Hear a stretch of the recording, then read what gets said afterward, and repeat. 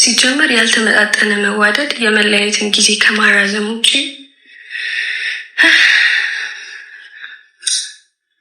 ምንም ነገር የለም።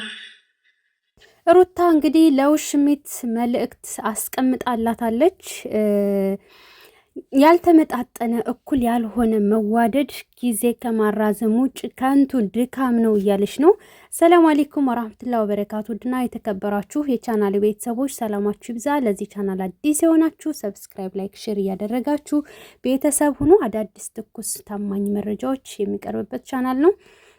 እናም እንግዲህ ሩታ ለውሽሚት መልእክት አስቀምጣላታለች። ምክንያቱም ትናንትና 75% እኔ ነኝ ዋጋ እየከፈልኩ ያለሁት ስትል ነበረ ማለት ነው። እና ስለዚህ እኩል ያልሆነ መዋደድ የሁለቱም አንድ አይነት ካልሆነ ለመለያየት ጊዜ ማራዘም፣ መድከም፣ ከንቱ ልፋት እንደሆነ የሚገልጽ ነገር ነው ፖስት ያደረገችው ማለት ነው። ፖስት ያደረገችውም እንግዲህ በኢንስታግራም ስቶሪ ላይ ነው የለቀቀችው። ስለዚህ ውሽሚት በጣም ብዙ ሰው መልእክት እያስቀመጠላት ነው። የአብርሃም ቤተሰቦች ጭምር እንደማይፈልጓት እየተናገሩ ይገኛሉ።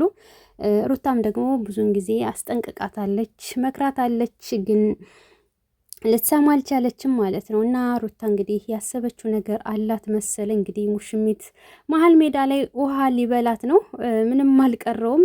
ምክንያቱም ይሄ መልእክት በነገራችን ላይ እንደ ቀላል እንዳታዩት ማለት ነው። እና ሄርሜላ በከንቱ ነው ድካም እየደከመች ያለችው፣ በከንቱ ነው ዋጋ እየከፈለች ያለችው፣ በከንቱ ነው አፈቀርኩኝ ብላ እየተጋጋጠች ያለችው ማለት ነው እንጂ መሀል ሜዳ ላይ ነው የምትቀረው ማለት ነው። ኋላ ግን ልቤ ተሰበር እንደ አለ እያለች እንዳታለቃቀስብን ብቻ ማታለሉ እንዳይበሰን እንዴ ሶፍት እናቀብላለን በነገራችን ላይ እና ወዶችዬ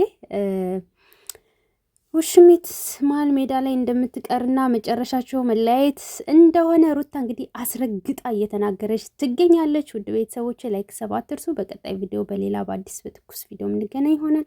እስከዛው ድረስ ሰላም ቆዩልኝ።